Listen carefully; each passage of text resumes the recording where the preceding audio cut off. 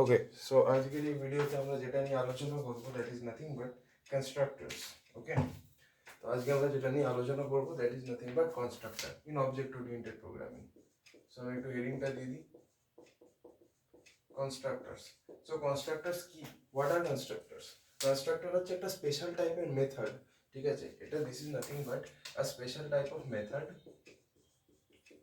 ঠিক আছে? Special method যেটা ইউজ করে কিসে, ভ্যারিয়েবলস গুলোকে ইনিশিয়ালাইজ করার জন্য, ঠিক আছে? আমরা এটার কাজ কি, এটার কাজ হচ্ছে ইনিশিয়ালাইজিং the variables, ইনিশিয়ালাইজিং the variables,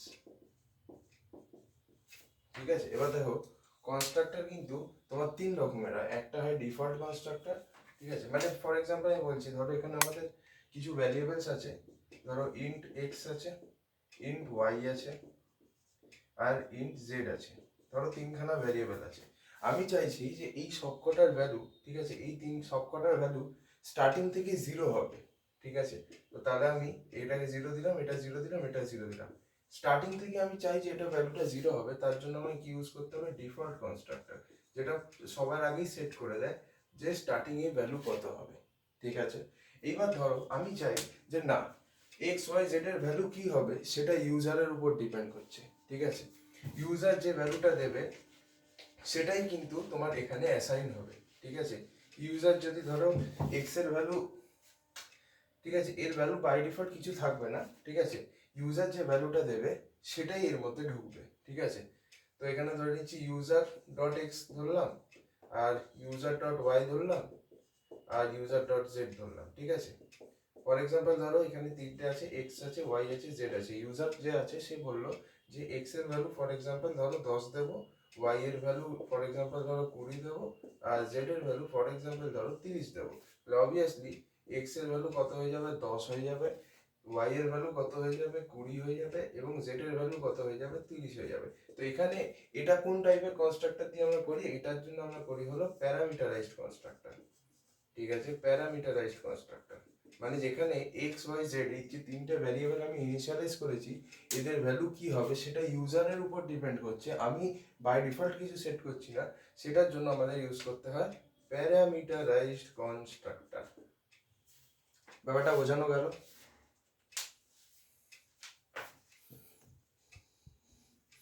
I guess. এবার দেখো এটাতে এইভাবে লেখে না, আমি এবার তোমাদের লেখা শেখাচ্ছি, হাউ উই রাইট দিস, ঠিক আছে? অনেক কিছু এখান থেকে শেখার আছে। তো সবার আগে সেটার আগে আমি দুটো জিনিস একটু বলে দিতে চাই। সেটা হচ্ছে কনস্ট্রাক্টর তিন রকমের হয়, ঠিক আছে? আমি এই ভিডিওতে দুটো কনস্ট্রাক্টরের ব্যাপারে দেখাবো, আর থার্ড ভিডিওতে, এই নেক্সট ভিডিওতে থার্ড কনস্ট্রাক্টরের ব্যাপারে দেখাবো, ঠিক আছে? তো দেখো আমাদের কনস্ট্রাক্টর মেনলি দু রকমের হয়, এই তিন রকমের হয়। প্রথম যেটা সেটা হচ্ছে ডিফল্ট কনস্ট্রাক্টর, যেটা বেসিক্যালি ভ্যারিয়েবলে ডিফল্ট ভ্যালু ইনিশিয়ালাইজ করার জন্য লাগে। সেকেন্ড হচ্ছে প্যারামিটারাইজড কনস্ট্রাক্টর, যেখানে আমরা ইউজার ডিফাইন্ড ভ্যালু ভ্যারিয়েবলসে সেট করতে পারি। আর থার্ড হচ্ছে copy constructor. Copy constructor, constructor এই তিন রকমের হয়, ডিফল্ট হয়, প্যারামিটারাইজড হয়, আর কপি কনস্ট্রাক্টর। এই তিন রকমের কনস্ট্রাক্টর হয়। আজকের এই ভিডিওতে আমরা এইটা এবং এইটা দেখব, নেক্সট ভিডিওতে আমরা এইটা দেখব, ঠিক আছে? ওকে, সো ডিফল্ট কনস্ট্রাক্টরে আসি।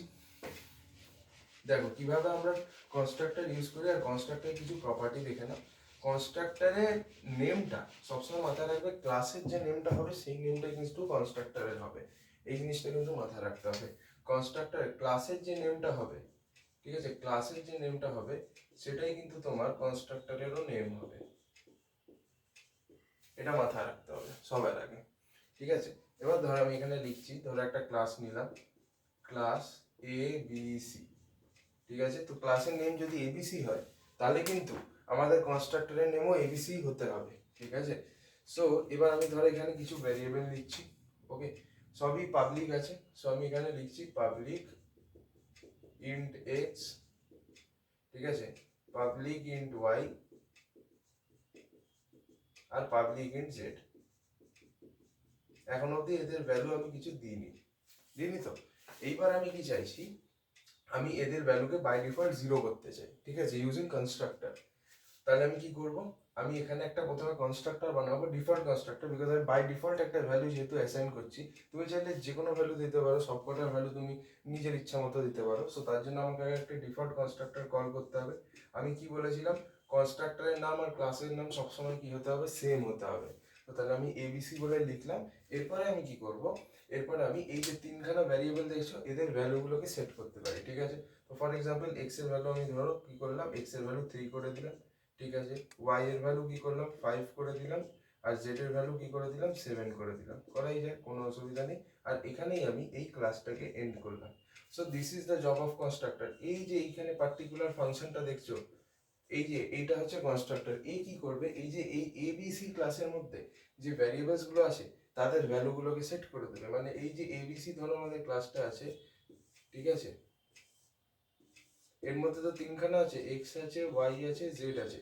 কনস্ট্রাক্টর কি করছে, এক্স এর যে ভ্যালু আছে সেটা 3 করছে, ওয়াই এর যে ভ্যালু আছে সেটাকে 5 করছে, আর জেড এর যে ভ্যালু আছে সেটাকে কি করছে, 7 করছে, লাইক দিস। ওকে, সো এইটা হচ্ছে আমাদের ডিফল্ট কনস্ট্রাক্টর। ডিফল্ট কনস্ট্রাক্টরে কিন্তু কোনো প্যারামিটার লাগে না ইনপুটে, ঠিক আছে। এবার নেক্সট যে কনস্ট্রাক্টরটা দেখাবো সেটা হচ্ছে প্যারামিটারাইজড কনস্ট্রাক্টর। ওকে,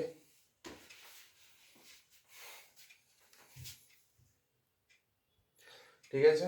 এবার নেক্সট প্রশ্ন হচ্ছে, আমরা প্যারামিটারাইজড কনস্ট্রাক্টর নিয়ে আলোচনা করব।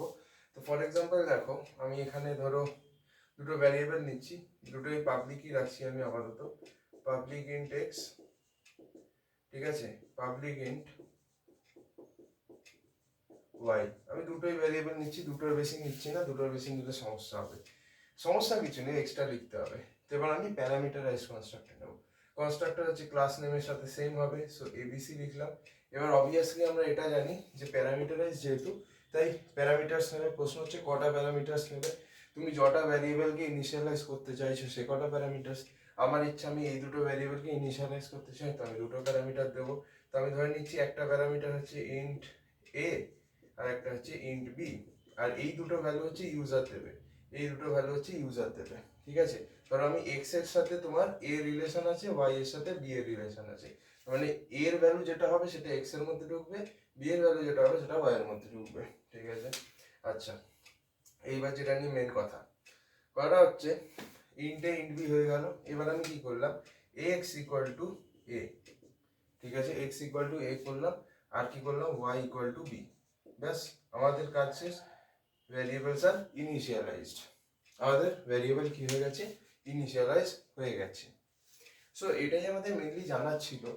সো এটা হচ্ছে আমাদের কি টাইপের constructor, this is our parameterized constructor. কেন প্যারামিটারাইজড, বিকজ দেখো এখানে দুটো ইনপুট নেওয়া হচ্ছে, right. So this is basically a parameterized constructor. So এই হচ্ছে ব্যাপার।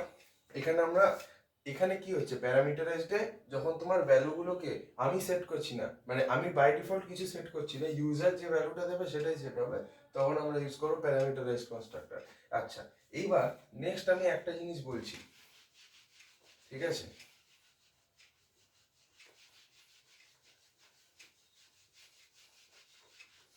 এবার আমি তোমাদেরকে একটা জিনিস জিজ্ঞেস করবো, বা আমি বলে দিই, তারপর তোমাদের কাছ থেকে এর কারণটা জানতে চাইবো। সেটা হচ্ছে দিস কিওয়ার্ড আমরা কেন ইউজ করি। এই যে দিস বলে একটা কিওয়ার্ড হয় জাভাতে, উপসে, এই দিস কিওয়ার্ডের কাজ কি, why do use this keyword. দিস কিওয়ার্ডের কাজটা একটু বুঝি, আসো। ধরো আমি মেনলি তোমার দিস কিওয়ার্ড ইউজ হয় প্যারামিটারাইজড কনস্ট্রাক্টরের জন্য, ঠিক আছে। ধরো আমি একটা ক্লাস লিখছি, ক্লাসের নাম হচ্ছে এবিসি, ঠিক আছে। এবার ভিতরে আমি ধরো দুটো ভ্যারিয়েবল নিচ্ছি। ধরো প্রথম যেটা আছে সেটা হচ্ছে পাবলিক, আর পাবলিক যদি হয় তার লেখা দরকার হয় না, ঠিক আছে, পাবলিক বাই ডিফল্ট লিখতে লাগে না, ঠিক আছে। আমি এমনি নর্মাল লিখছি ইন্ট এক্স, ঠিক আছে, আর লিখলাম ইন্ট ওয়াই। এবার আমার কাজ হচ্ছে এদের ভ্যারিয়েবলস গুলোকে ইনিশিয়ালাইজ করব, ঠিক আছে। তো মানে এদের ভ্যারিয়েবলের মধ্যে যে ভ্যালু আছে সেগুলোকে ইনিশিয়ালাইজ করব with the help of constructor. আমি একটা কনস্ট্রাক্টর তৈরি করলাম এ বি সি নামে। এবার অবভিয়াসলি দুটো প্যারামিটারস লাগবে, আমি এক কাজ করলাম, দুটো প্যারামিটারস নিয়ে নিচ্ছি, ইন্ট এক্স কমা দিয়ে ইন্ট ওয়াই, ঠিক আছে। দুটো প্যারামিটারস নিয়ে নিলাম। এরপর আমি কি করছি, এখানে আমি লিখলাম এক্স, ঠিক আছে। এই যে এখানে যে ভ্যালুটা আছে এটা এর সাথে অ্যাসোসিয়েটেড, এর সাথে অ্যাসোসিয়েটেড। আমি যদি এক্স ইকুয়াল টু এক্স লিখি আর ওয়াই ইকুয়াল টু ওয়াই লিখি, ঠিক আছে, তার মানে এক্স এর ভ্যালুটা এক্স এর মধ্যে ঢুকছে, ওয়াই এর ভ্যালুটা ওয়াই এর মধ্যে ঢুকছে। এটা দেখে কি বোঝা যাচ্ছে? এটা দেখে কি আমরা বুঝতে পারছি যে আমি কার ভ্যালু সেট করছি? তুমি কি আগে বলতে পারবে আমি এই যে এই এক্সটা বা এই ওয়াইটা, এটা কি এই দুই এক্স ওয়াই না এই দুই এক্স ওয়াই? এটা বলা মুশকিল, ঠিক আছে? এখানে তার জন্য কি হচ্ছে, অ্যাম্বিগুইটি হচ্ছে, বিকজ তোমার এখানেও যা নাম আছে এখানেও তাই প্যারামিটার আছে। তুমি বুঝতে পারছো না এই যে দুটো ভ্যালু আমি যে সেট করলাম, এটা এর ভ্যালু সেট করেছি না এর ভ্যালু সেট করেছি, এটা বোঝা যাচ্ছে না। সেই কারণে এটা তখন হবে যখন প্যারামিটার আর অ্যাকচুয়াল ভ্যারিয়েবলের নাম সেম হয়ে যাবে। এই অ্যাম্বিগুইটিটা সরাবার জন্যই আমরা কি ইউজ করি, দিস কিওয়ার্ড ইউজ করি। তো যেই আমরা এখানে কি করব, কিছুই না, আমাদের এর জায়গায় লিখতে হবে, এর জায়গায় লিখতে হবে this dot x equal to x, আর তার নিচে আমি লিখছি this dot y equal to y. এতে কি হবে জানি না, এটা দেখা যাচ্ছে কিনা একবার দেখি তো। যাচ্ছে। তো এই যে আমি দুটো জিনিস এখানে অ্যাসাইন করলাম, this dot x equal to x আর this dot y equal to y, এই দিস কিওয়ার্ডটা বেসিক্যালি বুঝিয়ে দিচ্ছে কোনটা থেকে যাচ্ছে। দিসের পরে যে এক্সটা লিখবে that is the actual variables, আর তারপর এই যে এক্স আর এই যে ওয়াই এটা হচ্ছে তোমার parameters, this are the parameters. তো দিসের পরে যেগুলো লিখবে those are the actual instance variables of the variables of the class, ঠিক আছে? এই দিস লিখলে আমরা সেটা ডিফারেন্সিয়েট করতে পারি, ঠিক আছে? যে দিসের পরে যে ভ্যারিয়েবলের নামটা থাকবে that those variables of the variables of the classes. Okay, so এই হচ্ছে আমাদের দিস কিওয়ার্ডের কাজ।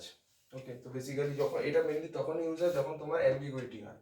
ওকে, তো যদি ইন্টারভিউ জিজ্ঞেস করে what is the use of this keyword is use to assign value to the variables when the actual class variables and the parameter variables are same, which results in ambiguity. In order to remove the ambiguity we use this keyword so that we can understand whose value is getting assigned to whom, ঠিক আছে?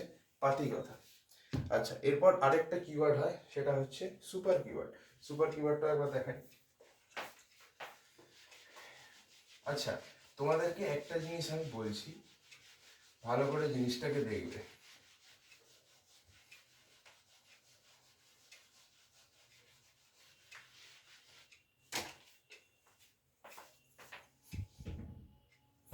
হ্যাঁ,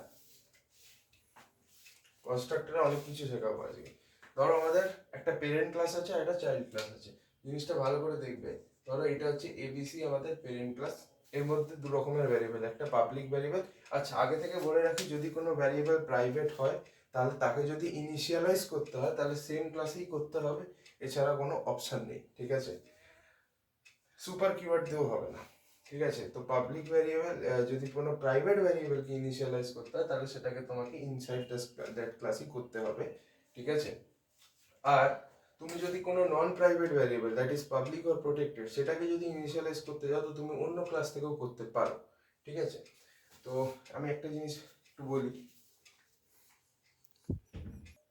আচ্ছা, ঠিক আছে, তো আমরা সবাই এমনি জানি যে প্রাইভেট ভ্যারিয়েবলকে যদি তোমায় অ্যাক্সেস করতে হয় সবার আগে তোমার গেটার সেটার মেথড ইউজ করে প্রথমে প্রাইভেট ভ্যারিয়েবলটাকে গেট করতে হবে, তারপর ওই প্রাইভেট ভ্যারিয়েবলের মধ্যে ভ্যালুটাকে সেট করতে হবে। সো এই করে করতে হয়, বাট আমরা এখানে প্রাইভেট ভ্যারিয়েবল নেব না, পাবলিকই নিচ্ছি। ভালো করে জিনিসটা দেখবে। ধরো দু রকমের ভ্যারিয়েবল দিচ্ছি, একটা হচ্ছে পাবলিক ইন্ট এক্স, ঠিক আছে? আরেকটা আমি ধরে নিলাম পাবলিক ইন্ট ওয়াই, এরকম নিলাম, ঠিক আছে? এই দু রকমের ভ্যারিয়েবলস আছে। এইবার আমি এখানে কি করছি, আর কিছু এখানে করার নেই for example, because not necessary যে তোমাকে সবসময় মেথডস নিতে হবে, শুধু ভ্যারিয়েবলস দিয়ে হবে না এরকম কোনো কথা নেই। সো আমি এই অবধি নিলাম, ঠিক আছে? এবার আমি ধরো একটা চাইল্ড ক্লাস নিলাম ইএফজি, যেটা এর থেকে ইনহেরিট করবে। তো আমি এখানে লিখছি ক্লাস ইএফজি extends ABC, ঠিক আছে? তাহলে ইএফজি ক্লাস কি করলো, এবিসি থেকে ইনহেরিট করলো। আমার প্রশ্ন হচ্ছে এই যে দুটো ভ্যারিয়েবলের ভ্যালু সেটাকে আমি এই ক্লাসে কনস্ট্রাক্টর বানিয়ে সেট করতে পারি? একদম পারি, কেন পারবো না? ওকে, এটাও করা যায়, দ্যাটস ওয়াই আমি বললাম, ঠিক আছে? আচ্ছা, এটাকে প্রোটেক্টেড দিয়ে দিই দুটোকে। আচ্ছা না, এটা পাবলিক থাক, এটা পাবলিক থাক, উপরটাকে প্রোটেক্টেড করে দিই। আচ্ছা, প্রোটেক্টেডের ব্যাপারে একটা জিনিস বলে রাখি, প্রোটেক্টেড ভ্যারিয়েবলের উপরে তোমায় যদি কিছু কাজ করতে হয় তো তোমাকে আগে সেই ক্লাসটাকে ইনহেরিট করতে হবে যে ক্লাসের মধ্যে প্রোটেক্টেড আছে, নাহলে করতে পারবে না। বাট পাবলিক থাকলে অত ঝামেলা নেই। সো আমি এখানে লিখে দিচ্ছি প্রোটেক্টেড ইন্ট এক্স, ঠিক আছে, প্রোটেক্টেড ইন্ট এক্স। সো আমি এটাকে এক্সটেন্ড করলাম। এবার আমি এখানে কি করব, একটা কনস্ট্রাক্টর কল করব, লাইক এর অবভিয়াসলি এই ক্লাসের যদি আমি কনস্ট্রাক্টর বানাতে চাই, সো অবভিয়াসলি আমাকে কনস্ট্রাক্টরের নাম আর ক্লাসের নাম সেম রাখতে হবে।